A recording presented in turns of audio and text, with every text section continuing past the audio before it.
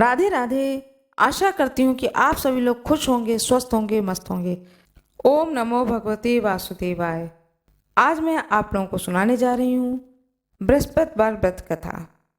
बृहस्पतिवार का दिन भगवान विष्णु को समर्पित होने के कारण इस दिन बृहस्पतिवार की कथा को अवश्य सुननी चाहिए। कहा जाता है कि यदि कोई बृहस्पति व्रत न भी करे तो भी कथा को अवश्य सुने। कथा सुनने से भी उसके सारी मनोकामनाओं की पूर्ति भगवान विष्णु करते हैं। इसलिए कथा अवश्य सुने और भोग स्वरूप भगवान विष्णु को गुड़ और चने का भोग अवश्य लगाएं। जिसकी जन्म कुंडली में गुरु कमजोर होता है वह बृहस्पतिवार की व्रत उसे करना चाहिए, लेकिन यदि वह बृहस्पतिवार का व्रत नहीं कर सकता है तो कोई बात नहीं है। व्यक्ति को बृहस्पतिवार की कथा अवश्य सुननी चाहिए। हाथ में फूल और चावल ले लें। अब मैं आप लोगों को सुनाने जा रही हूँ बृहस्पतिवार की व्रत कथा। अथ श्री बृहस्पतिवार व्रत कथा। भारतवर्ष में एक प्रतापी और दानी राजा राज्य करता था। वह नित्य गरीबों और ब्राह्मणों की सहायता करता था। यह बात उसकी रानी को अच्छी नहीं लगती थी। वह न ही गरीबों को दान देती, न ही भगवान का पूजन करती थी और राजा को भी दान देने से मना किया करती थी। एक दिन राजा शिकार खेलने वन को गए हुए थे तो रानी महल में अकेले थी। उसी समय बृहस्पति देव साधु वेश में राजा के महल में भिक्षा लेने के लिए गए और भिक्षा मांगी। रानी ने भिक्षा देने से इनकार कर दिया और कहा, हे साधु महाराज, मैं तो दान पुण्य से तंग आ गई हूँ। मेरा पति सारा धन लुटाते रहते हैं। मेरी इच्छा है कि हमारा धन नष्ट हो जाए और फिर न रहेगा बांस न बजेगी बांसुरी। साधु ने कहा, हे देवी, तुम तो बड़ी विचित्र हो। धन संतान तो सभी चाहते हैं, पुत्र और लक्ष्मी तो पापी के घर भी होने चाहिए। यदि तुम्हारे पास अधिक है तो भूखों को भोजन दो, प्यासों के लिए प्याऊ बनवाओ, मुसाफिरों के लिए धर्मशाला खुलवाओ। जो निर्धन अपनी कुमारी कन्याओं का विवाह नहीं करा सकते हैं उनका विवाह करा दो। ऐसे और कई काम हैं जिनके करने से तुम्हारा यश लोक परलोक में फैलेगा। परंतु रानी पर उपदेश का कोई प्रभाव न पड़ा। वह बोली, महाराज, आप मुझे कुछ न समझाएं। मैं ऐसा धन नहीं चाहती जो हर जगह बांटती फिरूं। साधु ने उत्तर दिया कि यदि तुम्हारी ऐसी इच्छा है तो तथास्तु। तुम ऐसा करना कि बृहस्पतिवार को घर लीपकर पीली मिट्टी से अपना सिर धोकर स्नान करना, भट्टी पर चढ़ाकर कपड़े धोना। ऐसा करने से आपका सारा धन नष्ट हो जाएगा। इतना कहकर वह साधु महाराज वहां से आलोप हो गए। साधु के अनुसार कही बातों को पूरा करते हुए रानी को केवल 3 बृहस्पतिवार ही बीते थे कि उसकी समस्त धन संपत्ति नष्ट हो गई। भोजन के लिए राजा का परिवार तरसने लगा। तब एक दिन राजा ने रानी से बोला कि हे रानी, तुम यहीं रहो, मैं दूसरे देश को जाता हूँ, क्योंकि यहाँ पर सभी लोग मुझे जानते हैं, इसलिए मैं कोई छोटा कार्य नहीं कर सकता। ऐसा कहकर राजा परदेश को चला गया। वहाँ वह जंगल में लकड़ी काट कर लाता, शहर में बेचता। इस तरह वह अपना जीवन व्यतीत करने लगा। इधर राजा के परदेश जाते ही रानी और दासी दुखी रहने लगी। एक बार जब रानी और दासी को 7 दिन तक बिना भोजन के रहना पड़ा तो रानी ने अपनी दासी से कहा, हे दासी, पास ही के नगर में मेरी बहन रहती है, वह बड़ी धनवान है, तो उसके पास जा और कुछ ले आ ताकि थोड़ी बहुत गुजर बसर हो जाए। दासी रानी की बहन के पास गई। उस दिन गुरुवार था। रानी की बहन उस समय बृहस्पतिवार की कथा को सुन रही थी। दासी ने रानी की बहन को अपनी रानी का संदेश दिया, लेकिन रानी की बड़ी बहन ने कोई उत्तर नहीं दिया। जब दासी को रानी की बहन से कोई उत्तर नहीं मिला तो वह बहुत दुखी हुई। उसे क्रोध भी आया। दासी ने वापस आकर रानी को सारी बात बता दी। सुनकर रानी ने अपने भाग्य को कोसा। उधर रानी की बहन ने सोचा कि मेरी बहन की दासी आई थी, परंतु मैंने उससे नहीं बोली, इससे वह बहुत दुखी हुई होगी। कथा सुनकर पूजन समाप्त करके वह अपनी बहन के घर आई और कहने लगी, हे बहन, मैं बृहस्पतिवार का व्रत कर रही थी। तुम्हारी दासी मेरे घर आई थी, परंतु जब तक कथा होती है तब तक न उठते हैं न ही बोलते हैं, इसलिए मैं नहीं बोली। कहो दासी, क्यों गई थी? रानी बोली, बहन, तुमसे क्या छुपाऊं, हमारे घर में खाने तक को अनाज नहीं था। ऐसा कहते कहते रानी की आंखें भर आईं। उसने दासी समेत पिछले 7 दिनों से भूखे रहने तक की बात अपनी बहन को विस्तार पूर्वक सुना दी। रानी की बहन बोली, देखो बहन, भगवान बृहस्पतिदेव सबकी मनोकामना को पूर्ण करते हैं। देखो, शायद तुम्हारे घर में अनाज रखा हो। पहले तो रानी को विश्वास नहीं हुआ, पर बहन के आग्रह करने पर उसने अपनी दासी को अंदर भेजा तो उसे सचमुच अनाज से भरा एक घड़ा मिला। यह देखकर दासी को बड़ी हैरानी हुई। दासी रानी से कहने लगी, हे रानी, जब हमको भोजन नहीं मिलता तो हम व्रत ही तो करते हैं, लेकिन क्यों ना इनसे व्रत और कथा की विधि पूछ ली जाए ताकि हम भी व्रत कर सकें। तब रानी ने अपने बहन से बृहस्पतिवार व्रत के बारे में पूछा। उनकी बहन ने बताया कि बृहस्पतिवार के व्रत में चने की दाल और मुनक्का से विष्णु भगवान का केले की जड़ में पूजन करें तथा दीपक जलाएं, व्रत कथा सुने और पीला भोजन ही करें, इससे बृहस्पतिदेव प्रसन्न होते हैं। व्रत और पूजन विधि बताकर रानी की बहन अपने घर को लौट आई। 7 दिन के बाद जब गुरुवार आया तो रानी और दासी ने व्रत रखा। घुड़साल में जाकर चना और गुड़ लेकर आई, फिर उससे केले की जड़ तथा भगवान विष्णु का पूजन किया। जब पीला भोजन कहाँ से आए, इस बात को सोचकर दोनों बहुत दुखी थीं। चूंकि उन्होंने व्रत रखा था, इसलिए बृहस्पति देव ने उनसे प्रसन्न थे।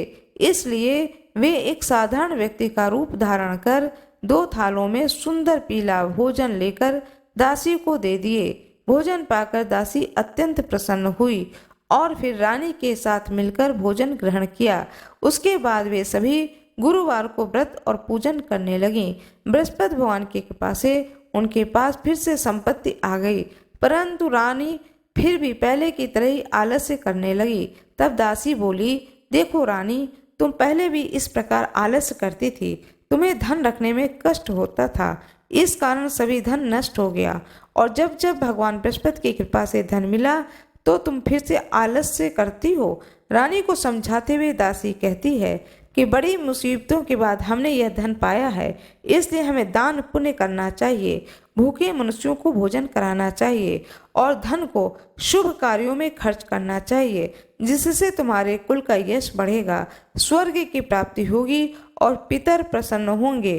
दासी की बात मानकर रानी अपना धन शुभ कार्यों में खर्च करने लगी, जिससे पूरे नगर में उसका यश फैलने लगा। बृहस्पतिवार व्रत कथा के बाद श्रद्धा के साथ आरती की जानी चाहिए। एक दिन राजा दुखी होकर जंगल में एक पेड़ के नीचे आसन जमाकर बैठ गया। वह अपनी दशा को याद करके व्याकुल होने लगा। बृहस्पतिवार का दिन था। एकाएक उसने देखा कि एक निर्जन वन में एक साधु प्रकट हुए। वह साधु वेश में स्वयं बृहस्पति देवता थे। लकड़हारे के सामने आकर बोले, हे लकड़हारे, इस सुनसान जंगल में तू चिंता मग्न क्यों बैठा है? लकड़हारे ने दोनों हाथ जोड़कर प्रणाम किया और उत्तर दिया कि महात्मा जी, आप सब कुछ जानते हैं, मैं क्या कहूँ? यह कह करके रोने लगा और साधु को अपनी आत्मकथा सुनाई। महात्मा जी ने कहा कि तुम्हारी स्त्री ने बृहस्पति के दिन बृहस्पति भगवान का निरादर किया, जिसके कारण वह रुष्ट होकर तुम्हारी यह दशा कर दी। अब तुम चिंता को दूर करके मेरे कहने पर चलो तो तुम्हारे सब कष्ट दूर हो जाएंगे और भगवान पहले से भी अधिक संपत्ति देंगे। तुम बृहस्पति के दिन कथा किया करो। 2 पैसे के चने मुनक्का लाकर प्रसाद बनाओ और शुद्ध जल से लोटे में शक्कर मिलाकर अमृत तैयार करो। कथा के पश्चात अपने सारे परिवार और सुनने वाले प्रेमियों में अमृत प्रसाद बांटकर आप भी ग्रहण करो। ऐसा करने से भगवान सब मनोकामनाएं पूरी करेंगे। साधु के ऐसे वचन सुनकर लकड़हारा बोला, हे प्रभु, मुझे लकड़ी बेचकर इतना पैसा नहीं मिलता है जिससे भोजन के उपरांत कुछ बचा सकूं। मैंने रात्रि में अपनी स्त्री को व्याकुल देखा है। मेरे पास कुछ भी नहीं है जिससे मैं उसकी खबर मंगा सकूं। साधु ने कहा, हे लकड़हारे, तुम किसी बात की चिंता मत करो। बृहस्पति के दिन तुम रोजाना की तरह लकड़ियां लेकर शहर को जाओ। तुमको रोज से दुगना धन प्राप्त होगा, जिससे तुम भली भांति भोजन कर लोगे तथा बृहस्पति देव की पूजा का सामान भी आ जाएगा। इतना कहकर साधु अंतर्ध्यान हो गए। धीरे धीरे समय व्यतीत होने पर वही बृहस्पतिवार का दिन आया। लकड़हारा जंगल से लकड़ी काटकर किसी शहर में बेचने गया। उसे उस दिन और दिन से अधिक पैसा मिला। राजा ने चना गुड़ आदि लाकर गुरुवार का व्रत किया। उस दिन से उसके सभी क्लेश दूर हुए। परंतु जब दोबारा गुरुवार का दिन आया तो बृहस्पतिवार का व्रत करना भूल गया। इसलिए बृहस्पति भगवान नाराज हो गए। उस दिन उस नगर के राजा ने विशाल यज्ञ का आयोजन किया तथा शहर में यह घोषणा करा दी कि कोई भी मनुष्य अपने घर में भोजन न बनावे, न आग जलावे। समस्त जनता मेरे यहाँ भोजन करने आवे। इस आज्ञा को जो न मानेगा उसे फांसी की सजा दी जाएगी। इस तरह की घोषणा संपूर्ण नगर में करवा दी गई। राजा के आज्ञा अनुसार शहर के सभी लोग भोजन करने गए, लेकिन लकड़हारा कुछ देर से पहुंचा। इसलिए राजा उसको अपने साथ घर लिवा ले गए और ले जाकर भोजन करा रहे थे तो रानी की दृष्टि उस खूंटी पे पड़ी जिस पर उसका हार लटका हुआ था। वह दिखाई नहीं दिया। रानी ने निश्चय किया कि मेरा यह हार इस मनुष्य ने चुरा लिया। उसी समय सिपाहियों को बुलाकर उसको कारागार में डलवा दिया। जब लकड़हारा कारागार में पड़ गया और बहुत दुखी होकर विचार करने लगा कि न जाने कौन से पूर्व जन्म के कर्म से मुझे यह दुख प्राप्त हुआ है, और उसी साधु को याद करने लगा जो कि जंगल में मिला था। उसी समय तत्काल बृहस्पति देव साधु के रूप में प्रकट हुए और उसकी दशा को कहने लगे, अरे मूर्ख, तूने बृहस्पति देव की कथा नहीं करी, इस कारण तुझे यह दुख प्राप्त हुआ। अब चिंता मत कर। बृहस्पतिवार के दिन कारागार के दरवाजे पर 4 पैसे पड़े मिलेंगे। उनसे तू बृहस्पति देव की पूजा करना, तभी तेरे सभी कष्ट दूर हो जाएंगे। बृहस्पति के दिन उसे 4 पैसे मिले। लकड़हारे ने कथा कही। उसी रात्रि को बृहस्पति देव ने उस नगर के राजा को स्वप्न में कहा, हे राजा, तूने जिस आदमी को कारागार में बंद कर दिया है वह निर्दोष है, वह राजा है, उसे छोड़ देना। रानी का हार उसी खूंटी पर लटका है। अगर तू ऐसा नहीं करेगा तो मैं तेरे राज्य को नष्ट कर दूंगा। इस तरह रात्रि के स्वप्न को देखकर राजा प्रातःकाल उठा और खूंटी पर हार देख करके लकड़हारे को बुलाकर क्षमा मांगी तथा लकड़हारे को योग्य सुंदर वस्त्र आभूषण देकर विदा कर दिया। बृहस्पति देव की आज्ञा अनुसार लकड़हारा अपने नगर को चला। राजा जब अपने नगर के निकट पहुंचा तो उसे बड़ा ही आश्चर्य हुआ। नगर में पहले से अधिक बाग, तालाब, कुएं, बहुत सी धर्मशाला, मंदिर आदि बन गए हैं। राजा ने पूछा कि यह किसका बाग है और धर्मशाला है। तब नगर के लोग कहने लगे, यह सब रानी और बांदी के हैं। तो राजा को आश्चर्य और गुस्सा भी आया।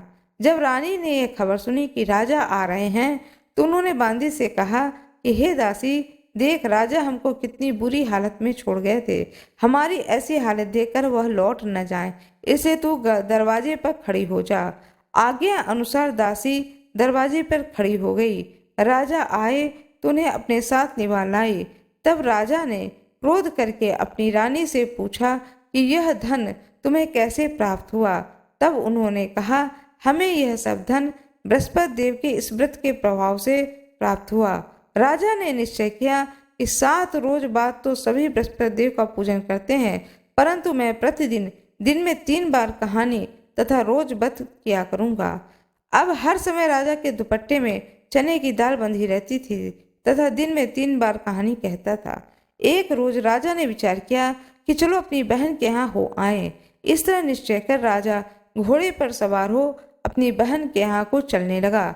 मार्ग में उसने देखा कि कुछ आदमी एक मुर्दे को लिए जा रहे हैं। उन्हें रोककर राजा कहने लगे, अरे भाइयों, मेरे बृहस्पति देव की कथा सुन लो। वे बोले, हमारा तो आदमी मर गया है, इसको अपनी कथा की पड़ी है। परंतु कुछ आदमी बोले, अच्छा कहो, हम तुम्हारी कथा भी सुनेंगे। राजा ने दाल निकाली और जब कथा आधी हुई तो मुर्दा हिलने लगा, और जब कथा समाप्त हो गई तो राम राम कह के मनुष्य उठकर खड़ा हो गया। आगे मार्ग में उसे एक किसान खेत में हल चलाता हुआ मिला। राजा ने उसे देखकर उससे बोले, अरे भैया, तुम मेरी बृहस्पतिवार की कथा सुन लो। किसान बोला, जब तक मैं तेरी कथा सुनूंगा तब तक 4 हरैया जोत लूंगा। जा अपनी कथा किसी और को सुनाना। इस तरह राजा आगे चलने लगा। राजा के हटते ही बैल पछाड़ खाकर गिर पड़ा तथा किसान के पेट में बड़े जोर का दर्द होने लगा। उस समय उसकी माँ रोटी लेकर आई। जब उसने यह देखा तो अपने पुत्र से सब हाल पूछा। बेटे ने सभी हाल कह दिया तो बुढ़िया दौड़ी दौड़ी उस घुड़सवार के पास गई और उससे बोली, मैं तेरी कथा सुनूंगी, तू अपनी कथा मेरे खेत पर चलकर ही कहना। राजा ने बुढ़िया के खेत पर जाकर कथा कही, जिससे सुनते ही वह बैल उठ खड़ा हुआ और किसान के पेट का दर्द भी बंद हो गया। राजा अपनी बहन के घर पहुंचा। बहन ने भाई की खूब मेहमानी की। दूसरे रोज प्रातःकाल राजा जगा तो वह देखने लगा कि सब लोग भोजन कर रहे हैं। राजा ने अपनी बहन से कहा कि ऐसा कोई मनुष्य है जिसे भोजन नहीं किया है, मेरे बृहस्पतिवार की कथा सुन ले।